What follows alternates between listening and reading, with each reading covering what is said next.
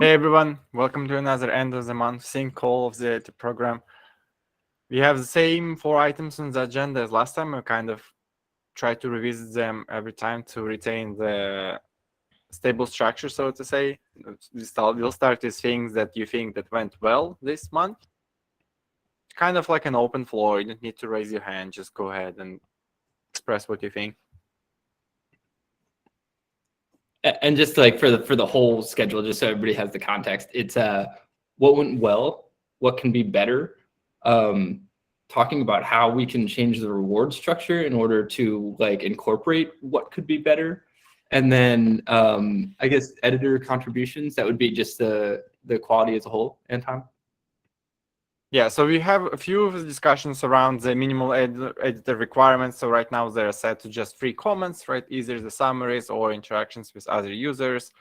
And basically curious to hear what everyone thinks we should focus on moving forward and things of that nature. But yeah. So I guess to get started, yeah, curious what everybody thought went well this month compared to other months that we should try and focus on. Well, for me, it was just a lot more touch points with a lot of different like hubs and people, just a lot more activity. I think maybe stemming from the meaningful contributions, like minimum requirement from the editors, I was just able to interact with a lot more people across many more hubs. Yeah, totally. And we've gotten feedback too from like people on our team that like just passive observers of Research Hub think that the quality of conversation is way higher. That like it looks a lot more alive, and like generally when you're on the homepage, there's like pretty interesting like comments that are in the live feed that can draw people in. So totally agree that like this new reward structure that you came up with, Anton, it's done a great job of like actually getting people to sort of like create novel content that's interesting when new people show up to Research Hub. Has anyone experienced interacting with users outside of the editor program in a consistent manner? I think that is probably what is lacking. Like I totally like second that the basically the level of the conversation, like I don't want to say skyrocketed, but like it was definitely better this month with other editors.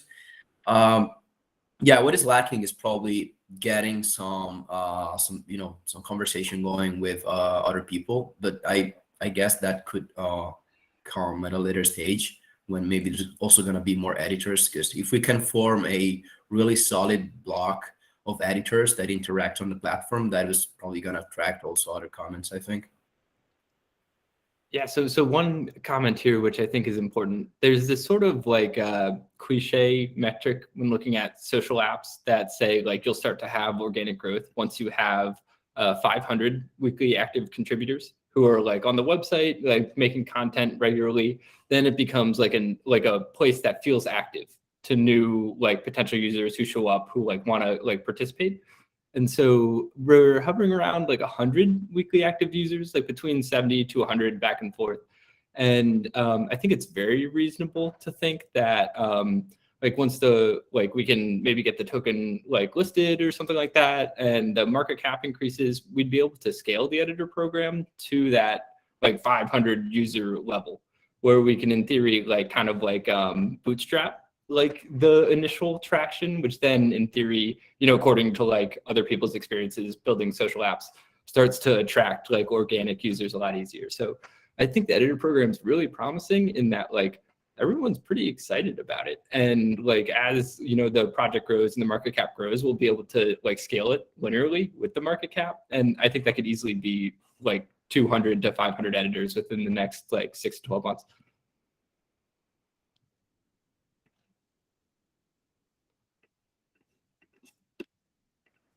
As far as things that have gone well, I liked the tipping feature that was added, I guess maybe a month or a half ago.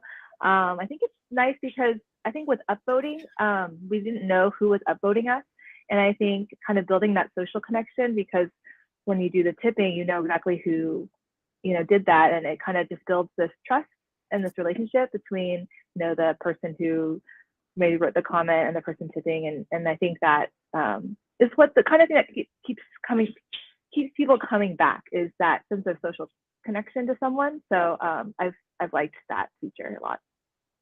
That's like a really interesting point where an upvote is anonymous, but like if you go on like Twitter or like Facebook, like every like and retweet, is not anonymous. So we could do something where like we could build in like a list of who upvoted what, because there is like a big difference if it's like, oh, Neil deGrasse Tyson upvoted you versus like some random person. Like you get excited about that in theory. So that is interesting. Do you guys think that's something that we should try and look into, is like more of that, like almost like an endorsement type of thing where a user's like identity is tied to their upvote?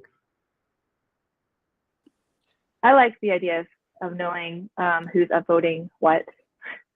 And I think at least having the option that people could opt in. So if they upvote or downvote something, then like when you want to see if somebody has read your message, then you can activate it or deactivate. So you don't see other people having read your message, and you can't have that feature for yourself. I think that option would be great, so people can decide. Otherwise, you can have also this social inhibition that people would not downvote a crappy comment because they would be exposed to it.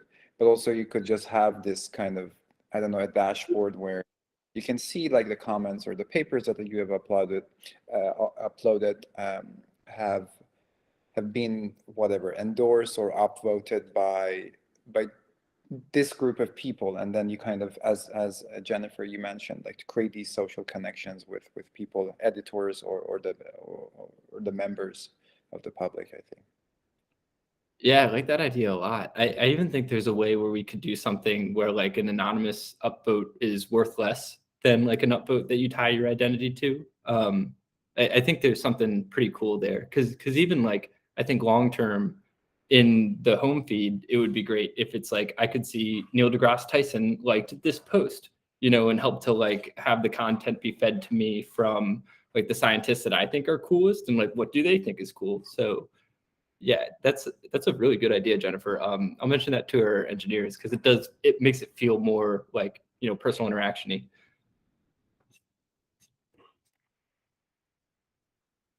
Ricardo? How do you feel about having a sort of like a scale, let's say, like the upvote is like completely anonymous, even like upvote and downvote, completely anonymous. Then you have a sort of like recommendation, same as you have on ResearchGate. That is like there's your name there, but you can only recommend something. You cannot really like downvote it. And then there's the final step that is basically the tipping, where you add some monetary kind of like reward to someone. So it creates a sort of like scale of how much you like the paper or like the content that someone provided.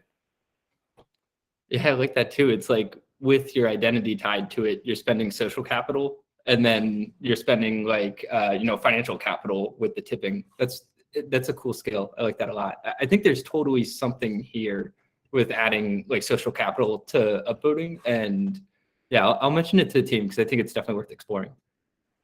I wonder I if think- there could be. Go ahead, Jennifer. Oh, I think currently with the tipping, I don't think that other people can see who tipped who. Like you just see how much tip they've gotten, but you don't. It'd be nice if you can kind of hover over it and see kind of like who tipped them, because it does add to that sort of like reputation and that sort of thing. Yeah, I've been thinking about something like that. So it could be implemented through the optional message to the tipping. So something short that would kind of generate a comment for you. So let's say you donate 50 RC to someone and you say just great idea or something like that, right? So that's something that's maybe too small to warrant a comment, and it would be displayed underneath a comment or a paper, but maybe in a visually distinct way, so that it's not fully a comment, but more like a history of messages and with the monetary value attached to them. Oh, interesting. It kind of reminds me, Kobe a while ago wanted to bring in emojis or like some kind of like reactions. So we could do something where like you have different reactions based on like tipping, so it's almost like a clap rather than having to like post good job. Like there could be like a clap or something, and then yeah, that it is building in like more like I guess like a full feature set around tipping is important, because that's pretty much why ResearchHub is, in theory better than ResearchGate, is like this economy portion of it. So I think you guys are right that the like token, like person-to-person transfers can be more robust, and we could make it like feel cooler, and like bring positive emotions with tipping.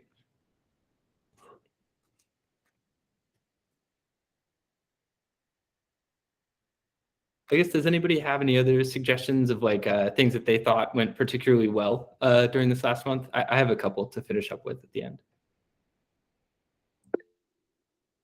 Safik? Yeah, I think that our collab meeting with, I think, RSFC, that was great. It could have been better if we were better informed of what they do and uh, basically what's the relevance of this meeting. But still, I think uh, collabing with other DSI projects would help sort of intermingle both of our communities and be very beneficial for both these projects in the future. Totally. So you liked when we had the Scurf folks onto the community call and we did the Yeah. shared peer review call? Yeah. And then later on when you went to that call as well. Yeah, that was fun joining their community call too. We can totally do more of that. Like everybody in DSI is like trying to help each other out. Even it was funny. I got an email from a director of product at academia.edu over the weekend, basically like criticizing how we're communicating like our tokenomics, because we're definitely not doing a good job of like getting some of our internal information out public facing. Like a lot of it even happens during these calls. And so it's like people who are not totally plugged into the Slack and the community, I think, have like not as clear of a picture of how ResearchHub is structured. And so, yeah, this is a person from academia.edu who in theory, like, should be a competitor, but basically hit me up and was like, hey, here's some helpful feedback, like some actually good, solid, like critical feedback that's like, you guys need to get better at like making public information. So I think this person would be happy to do a shared community call. I think like a lot of the other projects in the space, we could start to do some cross-pollination. So yeah, we can totally prioritize that. And if you have any suggestions, let me know. And like happy to try and coordinate something. Hey Patrick, I know this has already been said, but I think the like the summaries of papers are super useful. I've noticed like some of the comments, it's easy to have like a low quality comment like, oh, like I thought this article is interesting. What do you guys think? Or just like a question that's like not really like super relevant to what the paper is actually about. But I think it's just super helpful to have someone who actually knew and read the paper, just like a couple sentences. I think that's like one of the coolest new features in my opinion. Yeah, I agree. I think thanks to Anton's new reward scheme, I think there's definitely been a lot more like solid summaries of papers where you don't actually have to read the paper, you can just read a comment. And then we should come back to how we can get more people to do that in the future. Because I think it's like maybe 30% of the editors are really taking this like pretty seriously. And like if we could push that to like 70%, I think it'd be amazing. Yash? This is kind of a suggestion for features, sort of. Totally. So just bear with me. It might come across as weird, but so like generally one of the problems that I've been thinking a lot about is the volume of information, right? So you like under each comment, I think it becomes exponential. If there is an interesting paper and then a bunch of the editors engage in those conversations, it just balloons out into some like a large piece of text to read and then to keep track of, and then remember who said what, and then try to engage with that conversation. Oftentimes you just take one of the comments and you interact with one. So I think there are these new kind of data models and these ways of summarizing a piece of text into like their absolute bare minimum structure that communicates the message of a comment, a piece of text, or paragraph, what have you.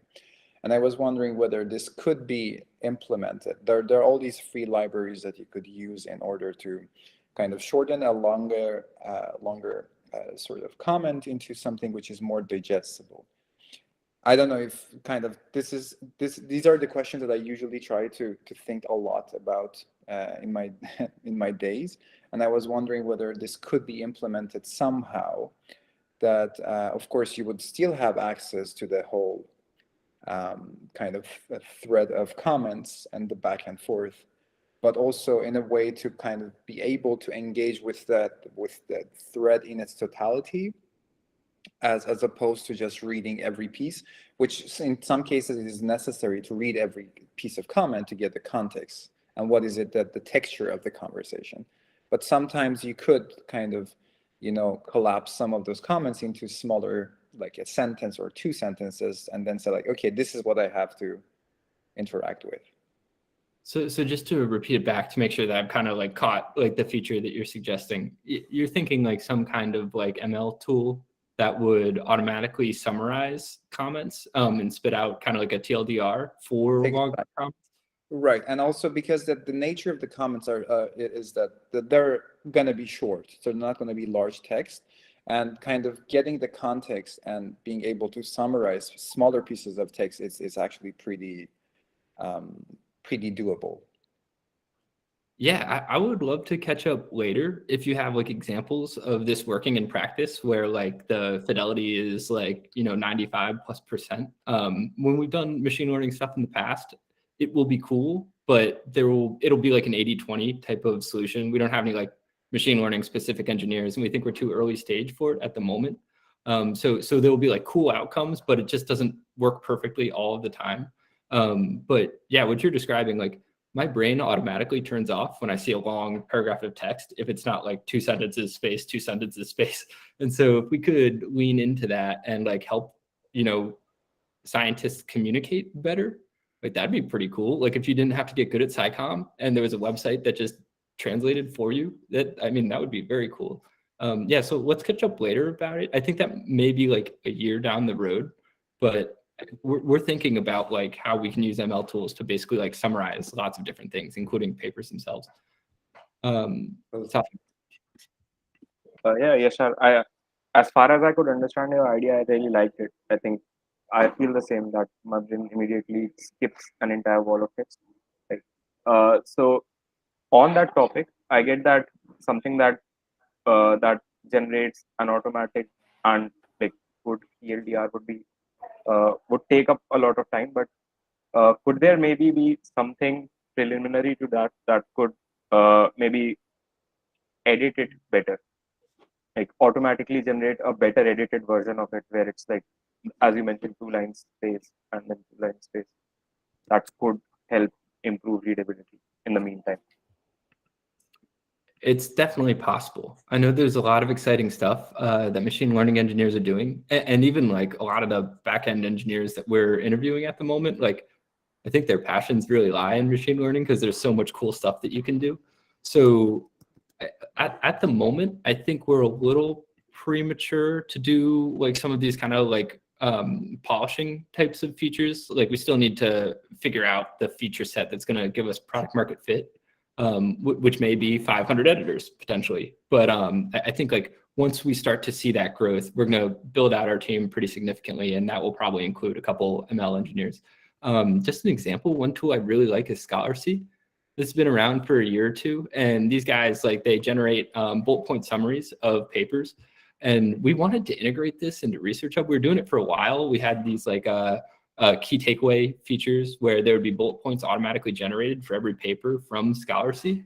And I thought this was amazing. Like when I was posting papers, I would use Scholarcy just to like save the time for me when reading it, because I would understand it in 10 minutes rather than like half an hour.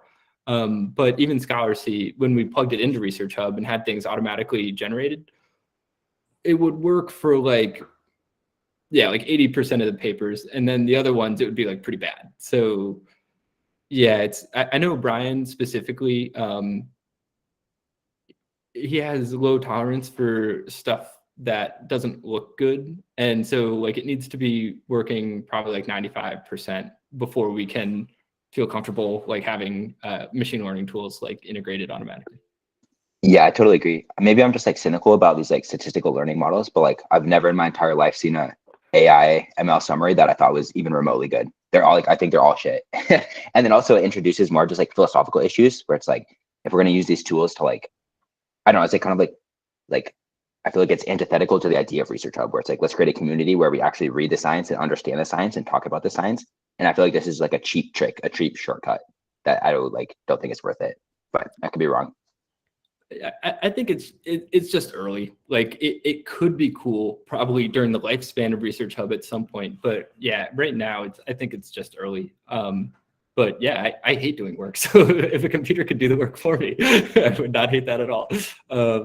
Jennifer? Where I think the machine learning could be really useful is in recommendations. Like if someone's really liked the paper, then and has kind of engaged with the paper, like having this automatic feature that kind of recommends something else you might be interested in. That's where I can see the machine learning portion being really useful, like something that can parse the different papers and know that certain ones are related or comparable. Totally. Yeah. And even like, not to get on a machine learning rabbit hole, because we could talk about a lot of cool features, I think, but I think it'd be great. Like eventually we plan to have expertise weighted upvoting. So like everyone, has like a skill rating in each hub, and then like your skill rating influences how much your upvote is weighted. And I think we could use machine learning to essentially like say every paper, this paper is like 15% biochemistry, 75% public health, and have like a really dynamic like expertise weighting system using machine learning to categorize each paper. But yeah, I think these are all ideas that are probably like a year in the future from now. But yeah, I guess bringing things back to the agenda, unless anybody else has anything particularly positive. I have one thing that I'd like to round it out with, but anybody else before we move on? I just a little bit something too. I think the whole idea of, hey, we have this task that we would like to delegate to machine learning could be twisted in a different way, and could be, hey, this means that there is a semi-routine task that we could potentially convert into bounties, right? And think about it this way. Okay. We need more meaningful ways to distribute REC to people who care and who would like to do work, right? So that could be an easy goal for this here, I guess, right? So think about it this way. What if you could post a bounty to a comment thread to summarize the outcome of the thread? So it's like a holy war of 300 comments. What's the outcome, right? What's the take home? And so perhaps someone who was part of this conversation or who read it and understood it could, claim this bounty if they could write kind of like a meta comment. Either structured as a separate comment, then we don't need any engineering effort, or it could be maybe placed like on top if it's approved by the editor of the hub or something like that. And the same with just the summaries and the take homes. We could not replace the editors and their summaries with the machine learning, but maybe assist them, right? So if we have a certain structure in mind that we think works best, then perhaps we could kind of like not force them, but maybe develop a template with fields that they just need to fill, right? So instead of us delegating the formatting and everything to the editors, we could be like, okay, just here is the field for the main finding number 1. Here is the field for your opinion. Here is the field for unanswered question or something like this, right? And then it would just spit it out to Research Hub page in the format that we think works best and is not intimidating and stuff like that. Yeah, totally. And I love that idea, because really, like, how do you get better ML models? You have better data that you input in them. And so if like we have humans, creating this data, like over the course of, a decade, we could eventually have something pretty cool at the end if we have like specific bounties for people to create data that we can eventually use to train machine learning models. But yeah, so that leads me to my thing that I'm most excited about, I think, from this last month, is it seems like a certain portion of the community is engaging more and is trying to do more stuff like outside of just the forum. So like setting up the D-Work bounties to be able to like post on social media, posting about our Gitcoin grant. That to me is super exciting, because I think there's like a bunch of different ways that we could bring bounties into Research Hub, even as like MVPs of new features. And having that infrastructure set up, I think, is very exciting, and that people are engaging with it is pretty cool. So I guess the most important thing that we can talk about is what you all think is not going well and can be improved for the next month.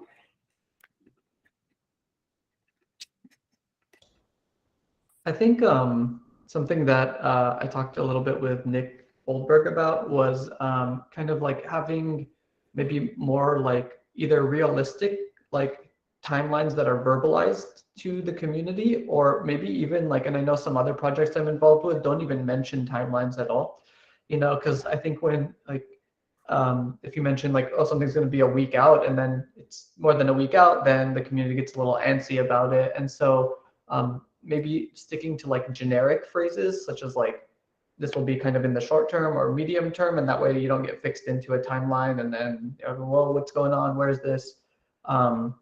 I think that as like one point, and then the second point is, and I think similar to last month, was just like maybe allocating like a week of like fixing bugs and making sure that like at least the base fundamental things of the platform are working like top notch before trying to layer on like new features. I think those 2 points probably. Yeah, thank you, Jeff. That's super helpful. I in general think our communication is not ideal at the moment, and it's something that we kind of need to figure out how to get better on. So I totally agree with you in that, like communicating like when new features or like community stuff is going to happen.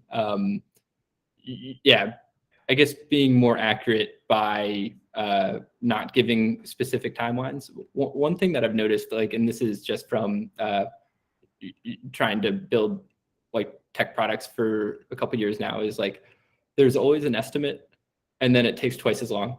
So yeah, it's like to a certain degree, like our engineers are working hard and like this is what they think it'll take, but then like, you know, bugs pop up, they have to fix them. There's always more stuff. So yeah, the getting the timelines down, I've noticed it always just takes, I can bake that into my communication. Like I'll take their information, try and, you know, take that into account when I communicate it. Multiply it by the tech coefficient, which is like 2 to 3x. Yeah. Exactly. Yeah. It's a great point though. We should definitely be, I think better communicators just in general, even with this academia.edu, that's it's becoming pretty apparent. So thank you. Nick?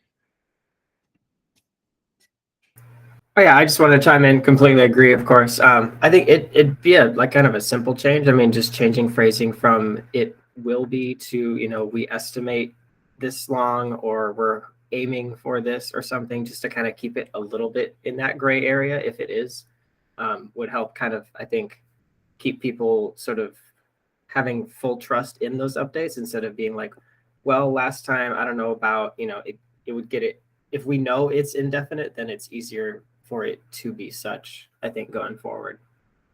Totally. Yeah, it makes perfect sense. Just setting like the proper expectations. That's actually really, really helpful feedback. So thank you for saying that. Jennifer?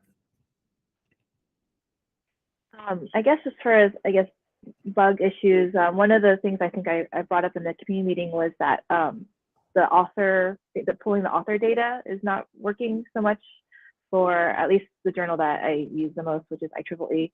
And I think since the plan is to eventually kind of automatically assign some RSC to authors, I think that's something that we probably need to get working. And so that's just something. The other kind of bug that I've been experiencing, I don't know if anyone else has had this issue, but like for the notifications, when you click on, like you have 5 different notifications, when you click on one to try to take you to the thread that notification is alerting you to, it doesn't take you there, like it doesn't work. So just as far as like those annoying little things that sort of hamper engagement a little bit when things don't work. Yeah, totally.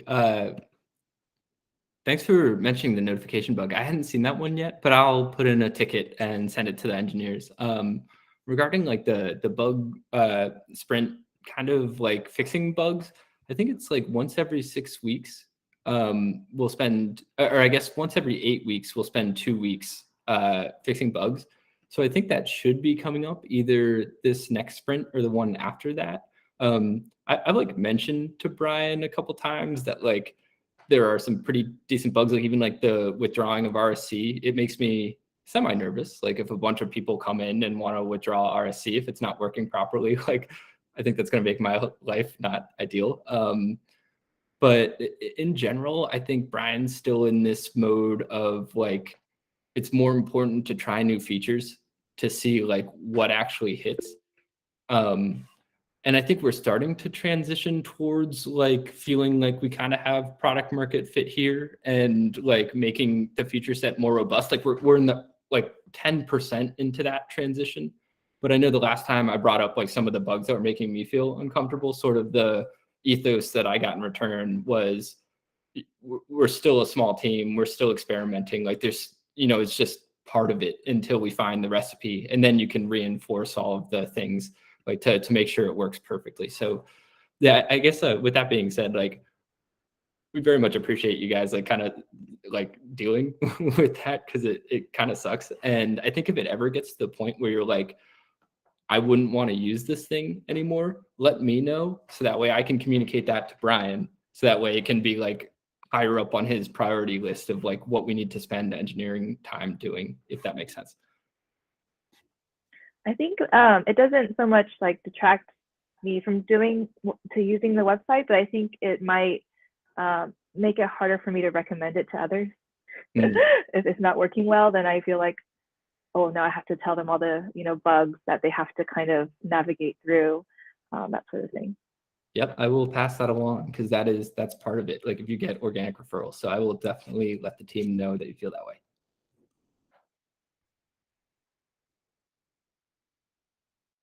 That is actually incredibly helpful. So thank you for saying that. Topic? Yeah, so it might be too early for this, but I think we're experiencing some sort of community churn wherein people who are either incentivized, such as I think Scott has said, or who aren't incentivized, they join RS, they are pretty excited in the start, but then eventually it settles out. Right? So that might be something that possibly even the editors could look into, or maybe I think Lynn was made head of editors, so maybe she could be given better directions from the core team on how to prevent this sort of churn from happening. Because at this stage, retaining everyone we could should be very high priority for us. I'm not sure if anyone else shares this concern, and again, might be too early. So I think your internet connection was breaking up a little bit. I couldn't hear everything, but just to repeat back, what I think I heard was like addressing churn, essentially. Like people, come to the community, they're excited, and then like you have to have low churn in theory in order to like actually have growth. So that way you keep the people who come in. So yeah, I guess it's interesting you feel that way because we've actually had zero churn in the editor program. Like no one has left. We've had to like, I think, like take a couple people out for low activity. But even those people didn't want to leave. So yeah, I guess like, could you dive into a little bit more detail of like what you're perceiving as that churn? Maybe we can like help to like get people more engaged. Yeah. So I think I don't think Scott, if you might remember Scott from the Technology Hub, I think they were pretty excited and they had set up a Twitter, but I can't find the Twitter anymore, and I haven't seen much activity or like joining the community calls from. Right? And the same I have seen from people who weren't incentivized to join the community and they had sort of they were interested in buying RSC with their own money. Right. So they didn't really receive much enthusiasm from the editors who might be looking to buy. I think it was Jazz Star on Slack who was interested. Right? So they didn't receive any enthusiasm. Plus, I think some of their comments might also have gone unanswered. Right?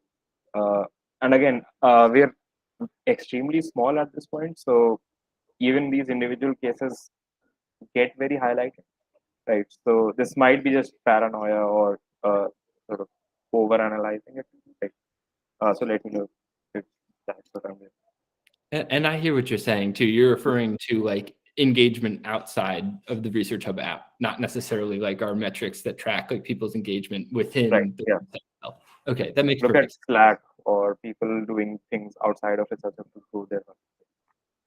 Totally. So yeah, I actually kind of agree with you in that I think we have a lot of like energy that isn't being properly harnessed. Like I think we need to set up some infrastructure to help direct people who like want to help, like how to do that and make sure that they're adequately compensated for doing so. I know the community leads are putting together kind of like a structure of working groups. So that way there will be like a little bit more of like a reception area, you know, for lack of a better term, for people who want to get started like doing social media stuff or hosting events. Like there'll be a place they can go in order to like see all the other people who are interested with that and like ask questions. And there'll be like, you know, some representatives there who can help like point people in the right directions. So yeah, I actually expect this to pick up within the next month. And it was almost like the one thing I was most excited about was the D work, where I think like we are putting that infrastructure in place now to help to like, you know, adequately harness some of the excitement people have and like get them into like repeatable patterns of behavior where like they're helping to grow a research hub. Because even the Twitter stuff, I think like we need some organization to it. Like yeah, having like somebody who knows what they're doing, helping to point people in the right direction would be very helpful. Satvik, there's like people have mentioned using POAPs for like rewarding people. They're kind of like little badges when you come to community calls or certain calls, and so they're kind of just like a badge of attendance that you were there at that event. And like some other projects have like incentivized or rewarded people with X amount of POAPs, for example. So I think for the community call, that's great. We actually, me, Ricardo, and Iridia have a meeting later today to like finish setting up the working groups. We're going to be using Discord for it. Discord integrates really perfectly with dwork, so it'll be great to have the working groups there, and then the bounties to reward people in the working groups well integrated. Just want to get maybe like a little feedback from people. Do you guys think are you guys okay with using Discord? Do you prefer to set up working groups on Slack instead and keep it all in one location? Do you guys have any input about that? I think Slack is better UX overall because all of my work on Research Hub is already on Slack. Right? Okay. So I think that would translate very easily. But yeah, of course, Discord Discord might work better with dwork. Yeah. The thing with Discord, and I hear you too, Jennifer, Discord can get kind of like messy. The only thing is like Discord is really well structured with like roles. We can really like organize people into set roles and have nice like privacy filters and things like that on certain things. So maybe I'll come back in another time and maybe chat with some folks to see what you would prefer. Ricardo? Also, Jeffrey, on your point, not really a big fan of giving badges for community attendance, right? Right, because I think what's more important is that, as Patrick said, that the energy that they're already bringing in is provided sort of better channels. Not really sure if badges would be that useful, at least at this stage, when RSC doesn't hold any intrinsic value. Sorry, Satvik, I couldn't hear like 50% of that. There's a lot of background noise. I'll just text you later on. Okay, sounds good. Yeah, I think we might be getting in a little bit of the weeds too. I think the idea is that like there's excitement and we need to do a better job of capturing it. And we have some plans in the works to hopefully like experiment on how we can do that. Ricardo? Yeah, just to second what Satvik said, I think there's definitely a portion of people that are excited, and we can get them definitely to work with working groups and so on. But do you feel, and like this is a question for you all, like how many editors should actually also like be socially active? Because like if we like I can basically say, let's say 10, 15 people are actually like pretty active out of like 60 editors. Should there be more? Is there a number? Like, should we actually like ask editors to be more present, or is that just gonna scale up with the number of editors? Like, what do you think about that? Because honestly, I think there should be a little bit more participation, but at the same time, apart from pro-ops, I don't know how we could incentivize that. But that shouldn't be forced. Like, people shouldn't really be forced to do that. Should actually just try it out, because when you try it out, maybe you like it, you go to one community call, you go to the other, and it's like, yeah, this is pretty cool. I can actually, get some feedback or whatever. So yeah, just wanted to get your opinion on this.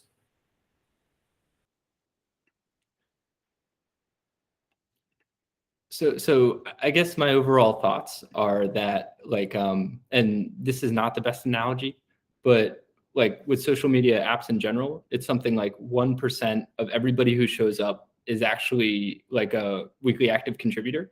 And then of that 1%, 99% just upvote. Like if you're looking at Reddit or Stack Overflow or something like that. And so 1% are actually, like 1% of the 1% are creating content. And so now we're even going a step further of like social engagement around a project. So to me, I think like 15 to 20% is like pretty good. Like that is actually like very inspiring to me, that like, like everybody in this room is like a super bright person and like cares and wants this project to succeed and is like doing extra to make it happen. So I feel, and without a benchmark, I feel like it's pretty good, the engagement that we have, and we've actually gotten compliments that the engagement is like pretty good. With that being said, though, I think it's important to set a culture of like, hey, if you want to be in this seat, like we need everybody to contribute, like to maximize our chances of success. And so there are ways that we can help to like do this. There's a concept of like talent density from like the Reed Hastings, I guess that's not the Netflix guy, but the Netflix book. And so we could like, in theory, like move on from editors who are not contributing like in like additional capacities. I'm not sure if that's the best way to go about it, but we could also do things like where like maybe the editor rewards are like $1,500 worth, but if you have the 4 POAPs, you can get like an additional 1,500 or something like that, where, payments are sort of contingent on like some minimum degree of participation. Yeah, so I guess overall, I think that I'm like actually kind of blown away by like some of the like involvement that the community's had. And I know like our board and Brian feels the same way. I think we should always try and do better though. And I'm definitely open to trying to maximize that without necessarily like putting out like GE style, like bad vibes where just the bottom 25% gets cut, continually. And it creates an environment of like not, productivity. So yeah, I guess this is like a decent transition point to like, what should we reward for the next, month? But before we do that, we got Nick and Anton. So Anton? Yeah, I was just to return to the earlier point about the features. I'm always a big proponent of like zeroing in on set of features before moving to the next one. I understand your desire for jumping and seeing which one sticks, but at the same time, I'd like to emphasize that some features that you think you have explored, you haven't, right? You have the hypothesis feature, but at the same time, I think that it's currently not in a state that people actually consider it a fully fledged feature, right? You don't know if you have the market fit for the hypothesis feature yet because it hasn't been implemented enough. And so same stuff like that. And also like just in general, moving on to other features creates this kind of like unfinished scaffoldings that will have a cost in the future. So for example, the pots of gold, right? And your recent change to higher RSA accumulation towards the authors of the paper. It's great change, but it's not empowered by the properly developed mechanism of assigning authors, right? It's like authors are not extracted sometimes, and it's really hard to add authors. It's really hard to verify authors. So it's like it kind of like leads us to the world where you need to retrospectively think whether you can introduce new feature or it will be broken from the get-go because of the previous features it's built on, you know. Totally. Yeah, and it's a great point. And I guess like what would be useful maybe is to have a call where we kind of go over our big picture roadmap and see like if everybody's like, hey, don't do peer review now. Like we're more excited about the ELN. Like we want you to spend more time on the ELN, right? So yeah, let's schedule that then. I'll take that as an action item to push that forward because it would be cool to hear what everybody thinks big picture wise. Sorry, I'm writing that down.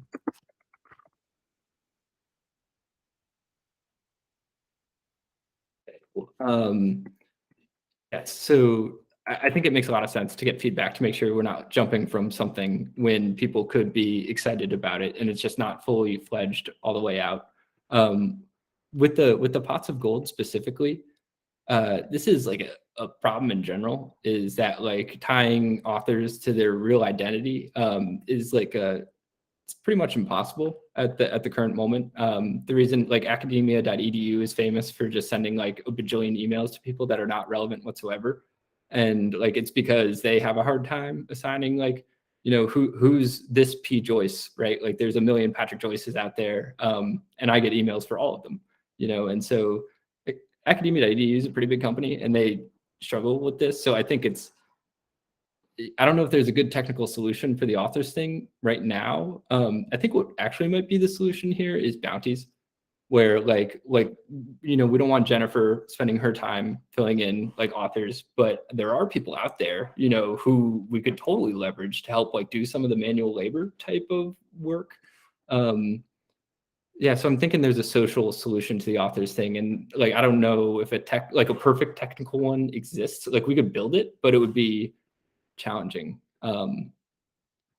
No, I didn't mean the technical solution, but the social solution could be, right? So you could, it's a matter of priorities, right? You could say, hey, I think before, right? Because in academia, you don't claim actual real money, right, with your profile. So the cost of error is much higher in ResearchHub. So I'm like a little panicking about situation in the future where we get a huge scandal with some random dude claiming multiple accounts for, you know, esteemed authors, and I'm trying to think of ways to prevent it. So basically what I'm saying is, if, in ideal world, before you implement pots of gold, you implement the verification process. Maybe it's not machine learning or whatever based, maybe it's manual based, but you implement the structure for it to happen first, and then you implement the pots of gold, in my opinion. But you know,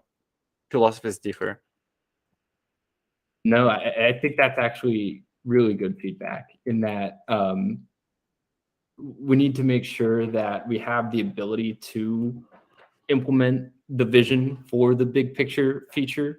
Like we have to have like the building blocks set in order to do that. And sometimes I think we do build stuff where it's like, we'll just figure it out as we go. You know what I mean? And it's, yeah. So we can definitely, as I kind of said before, like we're starting to transition to a more stable product. Like we just got the order where everything that gets shipped to like the production website has to be run through a designer, which is new for us. Normally we're trying to like iterate as quickly as possible. And so now it's like a certain degree of like, there's a minimum bar of professionalism that needs to like be put out before we ship it to the website. So yeah, to me, that's like a good sign because it seems like, you know, Brian thinks we're headed in the right direction.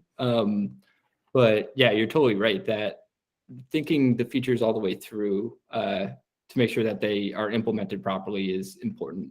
And I can do a better job of communicating like how we're thinking of features. So that way you guys can poke holes in them to help us think about like the issues fundamentally that we need to consider before we actually start to like ship something. Nick? So I just want to chime in first. I definitely agree with Anton as far as order of operations, you know, implementing something and having that foundation to build on. And I understand what Brian's saying as far as trying out different features to find that product market fit. But I do think it's important to be aware of that. This is we're in an age of people moving really quickly and getting a quick feedback. Whereas ResearchHub is a site that wants more engagement, wants someone to spend a lot more time on it and digest and really deep dive into it. So for that, I think the idea of a bug kind of affecting somebody's experience is much heightened on ResearchHub, just because in order to really use the platform, you have to give it more than you may give to other platforms too. Like on Reddit, if it glitches and it doesn't load a meme, I don't care. I'll just scroll to the next one. But if I'm writing a comment and something glitches, it's those little barriers would be a lot harder, because you need that avalanche of activity to really use the platform fully. So it's kind of like we're doing this on hard mode a little bit, so the bugs could be could derail it more than it may for other social media sites that wouldn't demand as much from their users. It's a really well put point, Nick. And I'll communicate this, because it seems like everybody here, there's a consensus kind of about this perspective. So I will definitely help to let the rest of our team know that like the users are kind of feeling this way. Yeah, totally. So one thing that Brian's pretty passionate about is like loading times, like basically the website's performance. And there are studies out there where if things load in 100 milliseconds, nobody's going to leave. But if things load in 175 milliseconds, then people start to leave. And so it makes perfect sense where just little performance stuff, it's annoying and people don't want to deal with it. And so, yeah, it doesn't make sense to me that bugs wouldn't operate in the same way as website performance does, where if something's taking too long or something breaks, you're just like, screw it, I can go do something else in my time. So yeah, I'm glad you guys are saying this, because I feel the same way too. And oftentimes there's manual fixes that we needed for some of these bugs. So I'll definitely pass this along that everybody wants us to focus more on making sure that the basic functionality of ResearchHub is working properly. Ricardo? Kind of putting together bugs and what Yasser said about bringing authors to the platform. Is the referral program working? Because the guy that I referred didn't get anything. So I was just wondering, again, it could be a bug, or it could just be the feature not working. So yeah, I was wondering this, because again, it's not a big deal. It's like 50 RC, but on the perspective of a new user, it could be like, why is this not working? Like, he's telling me that I'm getting this. I mean, we both know it's not a big deal, but still. So yeah, just thinking in the perspective of the new user. Totally a big deal. If you're a new person and you're like, I didn't get this thing that I was promised, that's definitely different than somebody who's been here and has received stuff. If that's your first interaction, yeah, that's definitely a big deal. I will pass that on. And then Ricardo, if you send me who that was, I can manually send them the research coin. Oh, it was Douglas. Douglas, the guy we talked to during the call that we had. Yeah, that guy. And okay. Yeah. I can send you the name later. Yeah, I've got him in my calendar, so I'll pull him up and send that right after this call. And then I'll ping you, Ricardo, once that's done.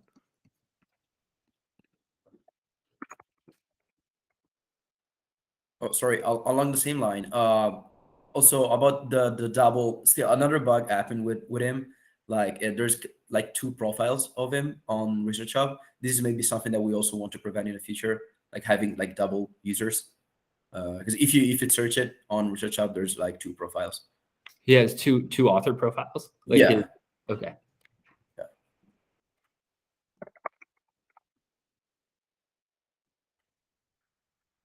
Yeah, nice. Thanks for mentioning that. I'll definitely have the guys go and look into kind of how the authors are being assigned as well. Can I say something very quick? And I'm mindful that we're at the end of the hour. On the point that I tried to elaborate. If there would be, we discussed, no more new features, but I think this could be a very, very small thing that it's an addition during the process of uploading a paper. You would, because when you upload a paper, you have the email address of the lead author, always. and you could just like have that thing automatized in a way and with a nice template. And you could even offer like you could also personalize it and say like write it to this individual and say like, hey, this is a situation.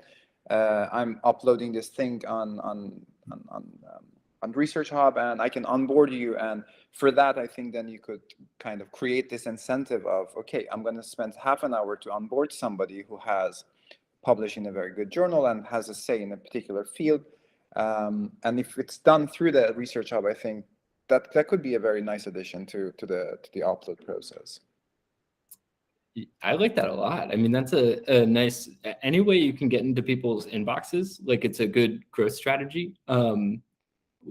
What does everybody else think about something like that? Because like my like capitalism brain is like, that's great, you know, free advertising. But then I know like, I hate it when I get unsolicited emails. So generally we've tried to stay out of people's inboxes just because like, I don't know, I think it can be annoying, but that's my own bias. So yeah, if you guys think it's okay. Another thing I was thinking is like, we could have a button with like, ask the author to be here, right? And then maybe like once 5 people say that, we can send an email that say like, hey, Jeffrey Corey, Yashar, Nick Goldberg, like these people want you here because they're interested in your paper. And I think that's a little bit more compelling than like you know, like just having people say they want you, I think is cool. I second that one, Patrick, what you just said. I think when people like researchers feel like their research is important to a group of people, they'll feel a lot more inclined to participate. Okay, cool. And there may be a way we could do this with even just like upvotes, like tracking who upvoted, you know, like as 5 upvotes come in, then we can say, hey, like these 5 people are interested in your paper, like come stop by and say hi, you know. Yeah, this is a great idea. I like this a lot. There's definitely something here.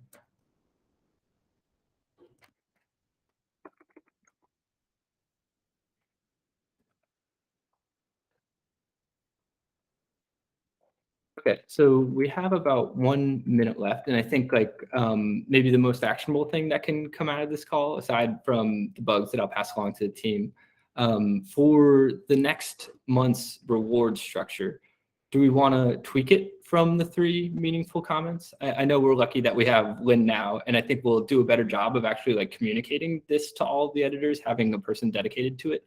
But what do we think about the 3 meaningful comments? Do we want to do another month with it? Do we want to tweak it at all? What do you all think?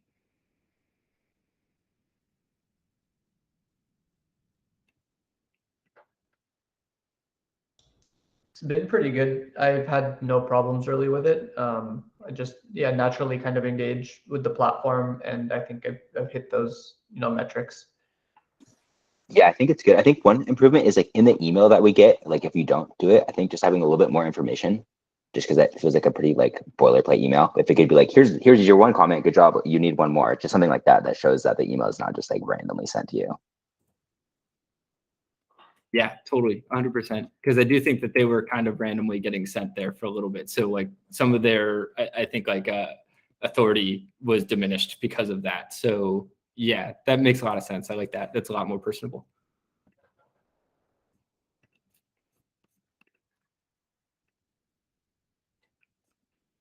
Cool.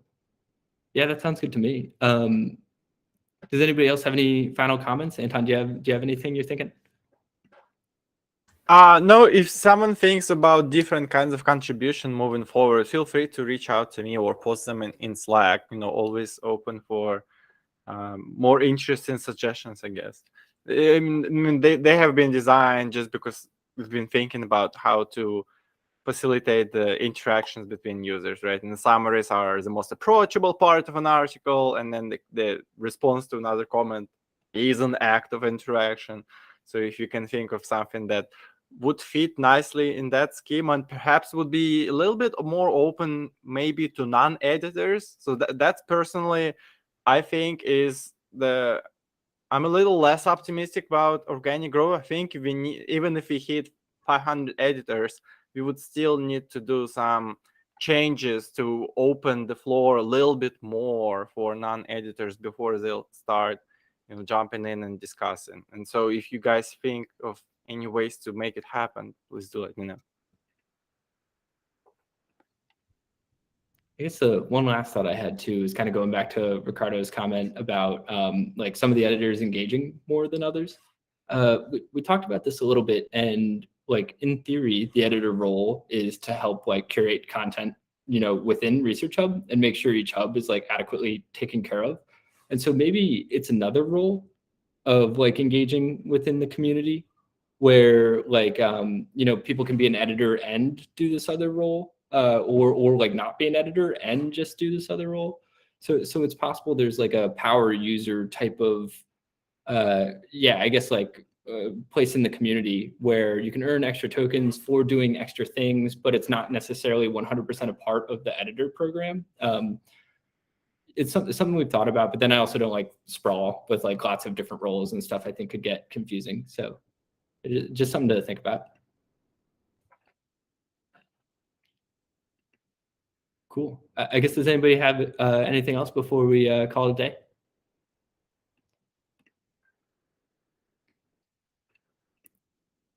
Great. Well, thanks for everybody's time. And specifically, like, thanks for the critical feedback. This is always by far the most useful. And so I think I've gotten like some pretty good context here that I'm gonna be able to communicate. So yeah, thanks for digging in and you know, for taking the time to share it so productively too. I think is always pretty much the best thing that we can get from the community. So very much appreciate it. Thanks, Patrick. Yeah, absolutely. All right. See you, everybody. See you, everyone. Bye.